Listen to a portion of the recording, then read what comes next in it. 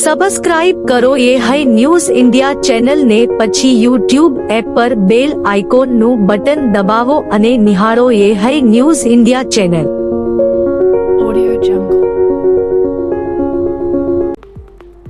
અમદાવાદના ચંડોળા તળાવની આસપાસ અંદાજે 14 વર્ષથી બાંગ્લાદેશી ઘૂસણખોરીઓ રહે છે. તેમના ગેરકાયદેસર બાંધકામને દૂર કરવા ગઈકાલે વહેલી સવારે 80 જીસીબી સાથે ગુજરાતનું સૌથી મોટું ડિમોલિશન હાથ ધરવામાં આવ્યું હતું, જેને લઈને અમદાવાદના ચંડોળા તળાવની આસપાસ થયેલા ડિમોલિશન ઉપર ગૃહ રાજ્યમંત્રીની પ્રતિક્રિયા સામે આવી હતી. કેબિનેટ બેઠક બાદ હર્ષ સંઘવીએ પ્રતિક્રિયા આપી હતી. ચંડોળા તળાવની ગેરકાયદેસર કબજામાં રાખેલી 1.25 લાખ ચોરસ મીટરથી વધુ જમીન ખાલી કરાવી છે. ચંડોળા તળાવમાંથી ગેરકાયદેસર વસતા 4 બાંગ્લાદેશીઓની પણ અટકાયત કરવામાં આવી છે. આ વિસ્તારમાં બાંગ્લાદેશની નાની દીકરીઓ પાસે વેશ્યાવૃત્તિ કરાવતા હોવાનું પણ સામે આવ્યું છે. મોટા પ્રમાણમાં ડ્રગ્સનો કારોબાર પણ પકડવામાં આવ્યો છે. ગુજરાત સરકારે સુરક્ષા હેતુ આ પગલાં ભર્યા છે. આજે સાંજે ડિમોલિશનની કામગીરી બાબતે સંપૂર્ણ માહિતી સત્તાવાર જાહેર કરવામાં આવશે તેમ જણાવ્યું હતું. उस क्षेत्र का ध्वस्त किया है जहां से अभी तक बड़े पैमाने पे ड्रग्स कार्टल पकड़े गए. हमने उस क्षेत्र का ध्वस्त किया है जहां छोटी छोटी मुस्लिम बेटियों को ये गैर कानूनी बांग्लादेशियों ने वेश्यावृत्ति का शिकार बनाया. हमने उस क्षेत्र का ध्वस्त किया है जहां से बड़े पैमाने पे गैरकानूनी बांग्लादेशियों को पकड़ा गया. ये राज्य के सभी नागरिकों के हित में राज्य सरकार ने सुरक्षित रखी गई एक इंच जगह हम खाली करा के रहे. ये ऐतिहासिक काम अहमदाबाद पुलिस, अहमदाबाद महानगर पालिका, अहमदाबाद एडमिनिस्ट्रेशन द्वारा पूरी तरह से मानवता के मद्देनजर रख के ये काम पूर्ण कर जो तालाब की जगह जो 1.25 लाख मीटर से ज्यादा जगह ये गैरकानूनी बांग्लादेशियों ने एंक्रोच की थी, वो पूरी खाली करवाई गई है. ये काम चालू है. उस पर पूर्ण डिटेल आज शाम को ऑफिशियल जारी की जाएगी. બનાસકાંઠા જિલ્લાના કાંકરેજ અને દિયોદર તાલુકાના ખેડૂતોએ પાટણ જિલ્લાના સરસ્વતી તાલુકાના વાયડ ગામની સીમમાંથી પસાર થતી સુજલામ સુફલામ નહેરમાં બિનકાયદેસર રીતે આડબંધ બાંધવા માટેની કામગીરી હાથ ધરવામાં આવી છે. જેમાં સૌથી અગત્યની બાબત વિશે વાત કરીએ તો દિયોદર અને કાંકરેજ તાલુકાના ખેડૂતો કાંકરેજ મામલતદારને આવેદનપત્ર આપી આડબંધ બાંધવાનો તાત્કાલિક અસરથી બંધ કરવા માટે માંગ કરી હતી. જેમાં નર્મદા યોજનાના અધિકારીઓ અને કર્મચારીઓ સહિત કોન્ટ્રાક્ટરે પોતાની વ્યક્તિગત રીતે મનમાની કરીને સરકાર વિરુદ્ધ કામ કરીને ખેડૂતોને અંધારામાં રાખીને સિંચાઈ માટે પાણી રોકી અન્યાય કર્યો છે. અને ખેડૂતો આગેવાન અમરાભાઈ ચૌધરી, કિસાન સંઘના પ્રમુખ વાઘાભાઈ પટેલ, વાલજી ઠાકોર, સરપંચ પરબતજી વાઘેલા, વાકુબા વાઘેલા, ઉમરી સહિત 50 જેટલા ખેડૂતો એકઠા થઈને ગુજરાત સરકારના મુખ્યમંત્રી ભૂપેન્દ્રભાઈ પટેલને સંબોધન કરીને કાંકરેજ મામલતદાર VM પટેલ અને જિલ્લા કલેક્ટર બનાસકાંઠા, કેબિનેટ મંત્રી કુંવરજી બાવળિયા ગાંધીનગર તેમજ સુજલામ સુફલામ સિંચાઈ વિભાગ ગુજરાતને લેખિત રજૂઆત કરીને આડબંધને રોકવા માટે તેમજ ખેડૂતોને સિંચાઈ માટે પાણી આપવા માટે માંગ કરી હતી. અને જો ખેડૂતોની માંગ પૂરી કરવામાં નહીં આવે તો ગાંધી ચિંધ્યા માર્ગે આંદોલન કરવાની ચીમકી આપી હતી. આપણા મામલતદાર સાહેબશ્રીને અમે આવેદનપત્ર આપીએ છીએ.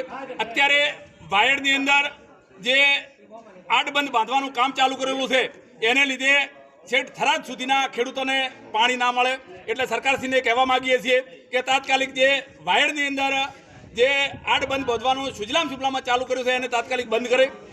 અને એના અનુસંધાને આવેદનપત્ર મુખ્યમંત્રી સાહેબશ્રીને ઉદ્દેશીને આપીએ છીએ. સરકારશ્રીને નમ્ર વિનંતી કે તાત્કાલિક બંધ થવું જોઈએ. જો નહીં થાય તો આવતા સમયની અંદર તમામ ખેડૂતો સાથે રહી અને ગાંધી ચિંધ્યા માર્ગે આંદોલનનો રસ્તો અપનાવશે. એટલે સરકારથી તાત્કાલિક ખેડૂતોના હિતમાં જે વાયડની અંદર આડબંધ બાંધવાનું સુજલામ સુફલામ ચાલુ કરેલ છે એ બંધ કરે એવી અમારી. જમ્મુ કાશ્મીરના પહેલગામમાં થયેલા આતંકવાદી હુમલામાં શહીદ થયેલા નિર્દોષ યાત્રિકોની સ્મૃતિમાં રતનપુર ગામમાં લોકોએ અનોખી સંવેદના વ્યક્ત કરી હતી. ગામમાંથી એકત્રિત થયેલા નાગરિકોએ શાંતિપૂર્ણ કેન્ડલ માર્ચ યોજી દીવો પ્રગટાવ્યો અને દેશના વીર શહીદોને હૃદયપૂર્વક શ્રદ્ધાંજલિ અર્પણ કરી હતી. આ કેન્ડલ માર્ચ રતનપુર ગામમાં શાંતિપૂર્ણ રીતે નીકાળવામાં આવ્યો હતો. રસ્તા પર સતત શહીદો અમર રહો, આતંકવાદ મુર્દાબાદના નારા ગૂંજી ઉઠ્યા હતા અને સમગ્ર વાતાવરણ એકતાથી આબાદ થયું હતું. કાર્યક્રમમાં વિદ્યાર્થીઓ, ભક્તિ મંડળો અને વરિષ્ઠ નાગરિકોની ઉપસ્થિતિ લોકભાવના અને રાષ્ટ્રીય એકતાનું જીવન ચિત્ર બનાવી ગઈ હતી.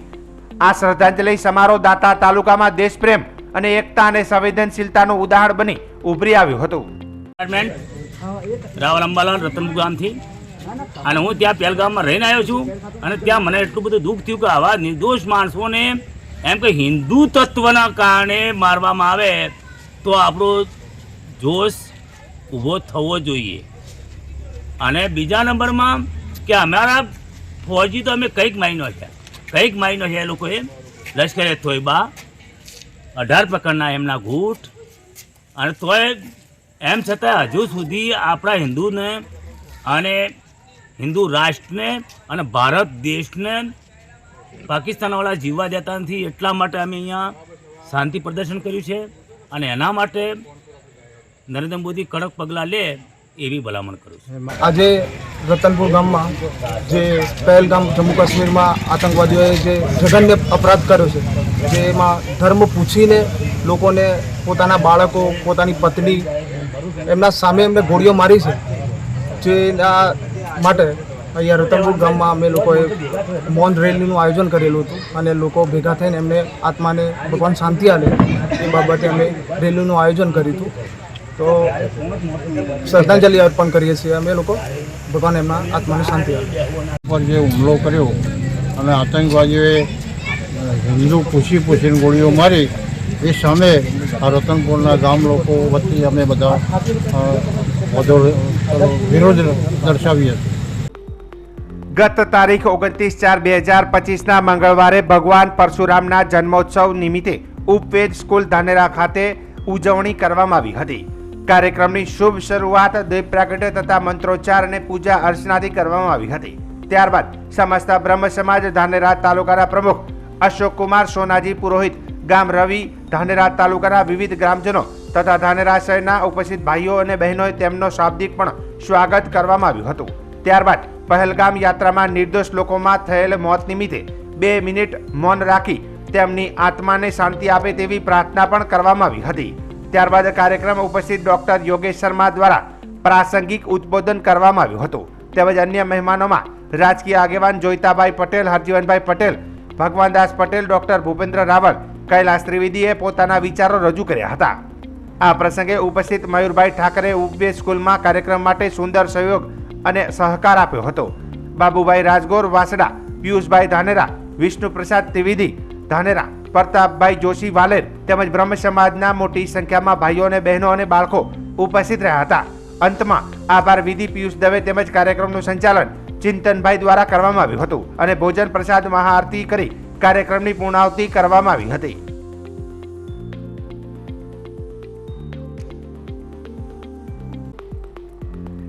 ઇક્વિટી અને કોમોડિટી માર્કેટની વાત કરીએ તો અક્ષય તૃતીયના પાવન દિવસે ચારેકોર મંદીનો માહોલ જોવા મળ્યો છે. ખરીદીના શુભ પ્રસંગે સોનું 1700 રૂપિયા સસ્તું થઈને 94,000 નજીક, તો ચાંદી 3,000 રૂપિયા ઘટીને 94,000 પ્રતિ કિલો આસપાસ છે. ક્રૂડ ઓઇલમાં પણ આજે 2% ઘટાડો થતા રૂપિયામાં મજબૂત સુધારો છે. ડોલર સામે 77 પૈસા સુધરીને 84.49ના લેવલે બંધ આવ્યો છે. સેન્સેક્સ નિફ્ટી પર નજર કરીએ તો બંને ઇન્ડેક્સ અનુક્રમે 46 અને 1 પોઈન્ટ ઘટીને 80,242 અને 24,334 ના સ્તરે ક્લોઝ થયા છે. જો કે મિડ કેપ 1% અને સ્મોલ કેપ 1.70% તૂટ્યા છે. રિયલ્ટી અને ઓટો સિવાય તમામ સેક્ટરમાં નરમાઈ જોવા મળી હતી. આવતીકાલે ગુજરાત અને મહારાષ્ટ્ર દિવસ નિમિત્તે શેર બજાર અને કરન્સી માર્કેટ બંધ રહેશે. ગુજરાતમાં કાળઝાળ ગરમી બાદ પ્રી મોન્સૂન એક્ટિવિટી થતા વરસાદની આગાહી હવામાન વિભાગ દ્વારા કરવામાં આવી છે. 3 મે થી 6 મે દરમિયાન વરસાદની આગાહી કરવામાં આવી છે. આ સિવાય હીટવેવમાં કચ્છ, મોરબી, રાજકોટ, બોટાદ, સુરેન્દ્રનગર અને અમદાવાદમાં હીટવેવની આગાહી કરવામાં આવી છે. આગામી 3 દિવસ દરમિયાન મહત્તમ તાપમાનમાં કોઈ મોટો ફેરફાર નહીં થાય. ત્યારબાદ સમગ્ર પ્રદેશમાં 2 થી 4 ડિગ્રીનો ઘટાડો થવાની સંભાવના છે. ગુજરાત, સૌરાષ્ટ્ર અને કચ્છ પ્રદેશમાં આજે મહત્તમ તાપમાન 40 થી 45 ડિગ્રીની રેન્જમાં રહેવાની સંભાવના છે. ત્યારબાદ 2 દિવસ મહત્તમ તાપમાન 40 થી 44 ડિગ્રી સેલ્સિયસ મહત્તમ તાપમાન રહેવાની શક્યતા છે. આજથી 1 મે દરમિયાન દક્ષિણ ગુજરાત પ્રદેશ અને સૌરાષ્ટ્ર કચ્છના દરિયાકાંઠાના વિસ્તારોમાં ગરમ અને ભેજવાળી હવાના કારણે અવ્યવસ્થાની સ્થિતિ રહેવાની શક્યતા છે. સૌરાષ્ટ્ર કચ્છના રાજકોટ અને કચ્છ જિલ્લાના અલગ અલગ વિસ્તારોમાં હીટવેવની આગાહી કરવામાં આવી છે. રાજકોટમાં આજે ગરમીને લઈને ઓરેન્જ એલર્ટ આપવામાં આવેલું છે, જ્યારે અમદાવાદ, મોરબી, સુરેન્દ્રનગર, બોટાદ, કચ્છમાં હીટવેવને પગલે યલો એલર્ટ આપવામાં આવેલ છે.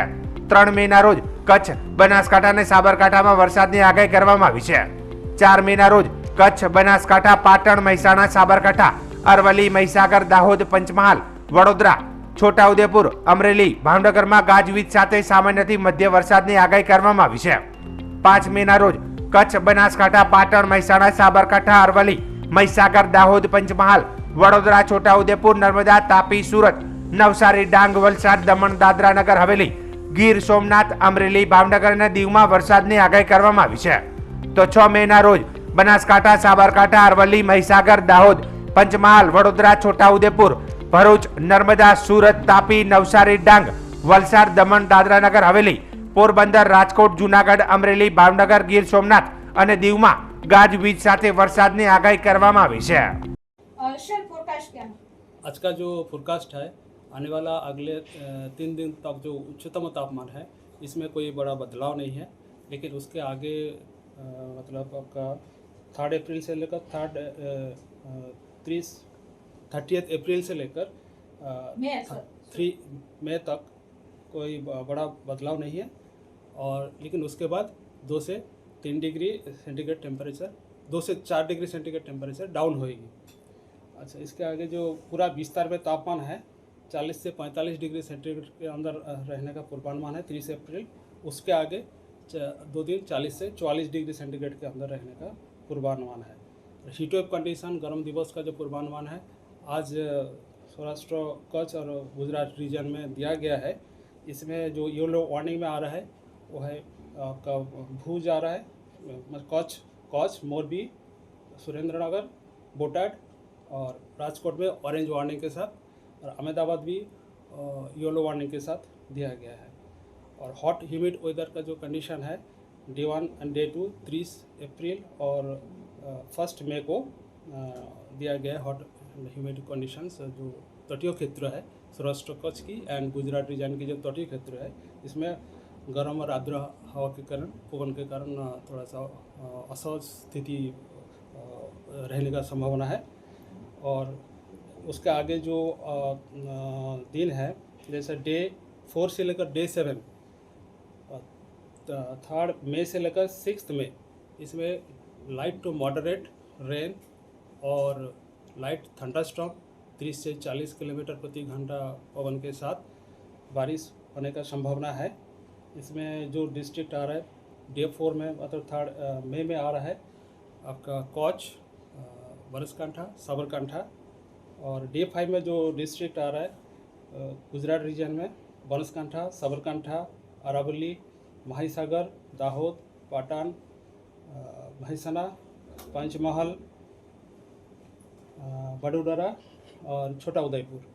और हमारा जो सौराष्ट्र कच्छ में आ रहा है कच्छ, अमरेली, भावनगर और दीव में. इसके आगे जो 6-7 और भी बढ़ने का संभावना है, साउथ गुजरात रीजन में भी होने का संभावना है. सर कौन सी सिस्टम है? अभी एक जो आज का जो सिस्टम है वेस्टर्ली टू नॉर्थ वेस्टर्ली पवन का दिशा है, पश्चिम से उत्तर पश्चिम, और ये जो थंडरस्टॉर्म और लाइट टू मॉडरेट रेन का संभावना है इसमें एक वेस्टर्न डिस्टर्बेंस आ रहा है, इसके कारण होने का संभावना है. સરકારે આગામી વસ્તી ગણતરીમાં જાતિગત વસ્તી ગણતરીનો સમાવેશ કરવાનો નિર્ણય કર્યો છે. પ્રધાનમંત્રી નરેન્દ્ર મોદીની અધ્યક્ષતામાં મળેલી મંત્રીમંડળની રાજકીય કાર્યવાહી સમિતિમાં આ નિર્ણય લેવામાં આવ્યો છે. માહિતી અને પ્રસારણ મંત્રી અશ્વની વૈષ્ણવે આજે નવી દિલ્હીમાં જણાવ્યું હતું કે વસ્તી ગણતરી કેન્દ્રીય મુદ્દો છે. કોંગ્રેસ પર પ્રહાર કરતા શ્રી વૈષ્ણવે કહ્યું હતું કે વિપક્ષી સરકારોએ હંમેશા જાતિગત વસ્તી ગણતરીનો વિરોધ કર્યો છે.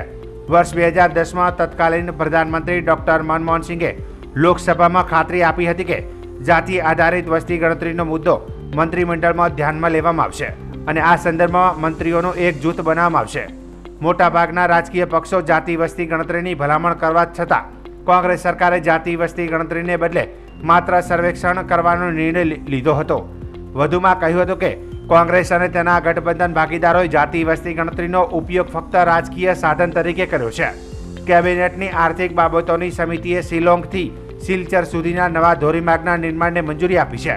તેના પર 22,864 કરોડ રૂપિયાનો ખર્ચ થશે. શ્રી વૈષ્ણવે કહ્યું હતું કે આ પ્રોજેક્ટ ઉત્તર પૂર્વીય ક્ષેત્રના વિકાસમાં મહત્વપૂર્ણ સાબિત થશે. તેમણે કહ્યું કે આ ધોરીમાર્ગ 166 કિલોમીટરથી વધુ લાંબો હશે. આનાથી ત્રિપુરા, મિઝોરમ, મણિપુર અને આસામની બરાક ખીણની કનેક્ટિવિટીમાં સુધારો થશે. મંત્રીમંડળે ખાંડ સિઝન 2025-26 માટે શેરડીનો વ્યાજબી અને લાભદાયી ભાવ 355 રૂપિયા પ્રતિ ક્વિન્ટલ નક્કી કરવાની પણ મંજૂરી આપી હતી.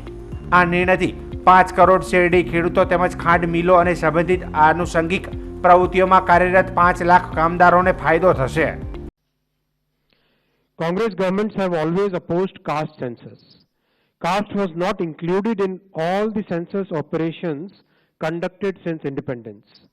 In 2010, then Prime Minister late Dr. Manmohan Singh ji had assured the Lok Sabha that the matter of caste census should be considered in the cabinet. A group of ministers was formed to consider this subject. Most of the political parties had recommended caste census. Despite this, Congress government decided to conduct only a survey of caste instead of a caste census. That survey is known as SECC.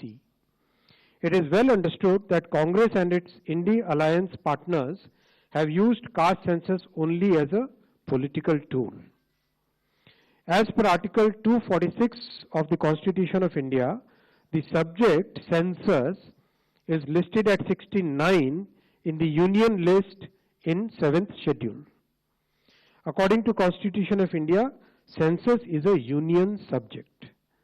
Some states have conducted surveys, I am repeating the word, surveys to enumerate castes. Some states have done this well, while some others have conducted such surveys purely from a political angle in a non-transparent way. Such surveys have created doubts in the society. Considering all these facts and to ensure that a social fabric is not disturbed by politics, caste enumeration should be transparently included. I am emphasizing the word transparently included in the census instead of surveys.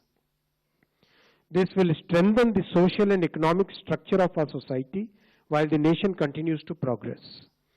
Under the leadership of our Prime Minister Shri Narendra Modi ji, the Cabinet Committee of Political Affairs has decided today, that is 30th April 2025, that caste enumeration should be included in the forthcoming census. This demonstrates that a government is committed to the values and interests of a society and country. Like in the past, when a government had introduced 10% reservation for the economically weaker sections of the society without causing any stress in any section of the society. યાત્રાધામ અંબાજી ખાતે આજે બ્રહ્મ સમાજ દ્વારા ભગવાન પરશુરામના જન્મોત્સવની ધામધૂમથી ઉજવણી કરવામાં આવી હતી. ભગવાન પરશુરામનો જન્મ અક્ષય તૃતીયા પર થયો હતો અને એક પૌરાણિક માન્યતા એવી છે કે ભગવાન પરશુરામ વિશ્વના રક્ષક અને ભગવાન વિષ્ણુના છઠ્ઠા અવતાર મનાય છે. અમર થઈને કળયુગમાં હનુમાનજી સહિત 8 દેવતા અને મહાપુરુષોમાં પરશુરામ એક છે, જે બ્રાહ્મણ કુળના ભગવાન હોવાથી અંબાજી ખાતે ભગવાન પરશુરામની વિશાળ શોભાયાત્રા નીકાળવામાં આવી હતી. તેમાં વિવિધ દેવતાઓની વેશભૂષાવાળા પાત્રને વાહનમાં બેસાડી પરશુરામની છબી સાથે નગર પરિભ્રમણ કર્યું હતું. મોડી સાંજે અંબાજીના મુખ્ય બજારમાં પરશુરામ ભગવાનની પ્રતિમા આગળ બ્રાહ્મણ સમાજના પુરુષો, મહિલાઓ તેમજ બાળ ગોપાલ સાથે 1100 દીવાની મહાઆરતી કરવામાં આવી હતી. અને અંબાજી ખાતે આગામી સમયમાં અભ્યાસ કરતા બ્રાહ્મણ કુળના બાળકોને નિઃશુલ્ક નોટબુકોનું વિતરણ કરવાનો કાર્યક્રમ પણ યોજાશે. આ સાથે અંબાજીમાં ભવ્ય પરશુરામ ભવન બનાવવાનું પણ આયોજન હાથ ધરવામાં આવ્યું છે. આજે અમારા આરાધ્ય દેવ ભગવાન પરશુરામનો જન્મોત્સવ હોય પરશુરામ પરિવાર અંબાજી દ્વારા આજે ભવ્ય શોભાયાત્રાનું આયોજન કરવામાં આવ્યું હતું. 300 કિલો ફૂલ દ્વારા વિવિધ ઝાંખીઓ ભગવાન પરશુરામની અને ભગવાન શંકર સપ્તર્ષિ સહિતની ઝાંખીઓ બનાવવામાં આવી હતી. વિવિધ વેશભૂષા ધરાવતા અમારા બાળ કલાકારો બ્રહ્મ સમાજના બાળ કલાકારોએ બહુ મોટી સંખ્યાની અંદર ભાગ લીધો. અંબાજી પરશુરામ પરિવારે છેલ્લે અંતમાં 1100 દીવાની મહાઆરતી કરી અને આ રીતે પૂરા પરશુરામ પરિવારના કાર્યક્રમને આખરી ઓપ પરશુરામ પરિવાર અંબાજી નગર દ્વારા આપવામાં આવ્યો હતો. આગામી સમયની અંદર પરશુરામ પરિવાર અંબાજી દ્વારા એક મોટી જગ્યા લઈ સરકારશ્રીને વિનંતી કરેલ છે કે અમને એક મોટી જગ્યા આપે. અમે એ જગ્યાની માંગણી કરેલ છે અને તે જગ્યાએ અમે પરશુરામ ધામ બનાવવા જઈ રહ્યા છીએ કે આખા ગુજરાતમાં ન હોય એવું મોટું પરશુરામ ધામ અમે અંબાજીની અંદર બનાવવા જઈ રહ્યા છીએ. આના બાદ જૂન મહિનાની અંદર સ્કૂલો શરૂ થાય તો અમારા પરશુરામ પરિવાર બ્રાહ્મણના જે બાળકો ભણે છે તેમને નોટબુકોનું મફતમાં વિતરણ કરવાની પણ અમે પરશુરામ પરિવારે તૈયારી રાખેલ છે.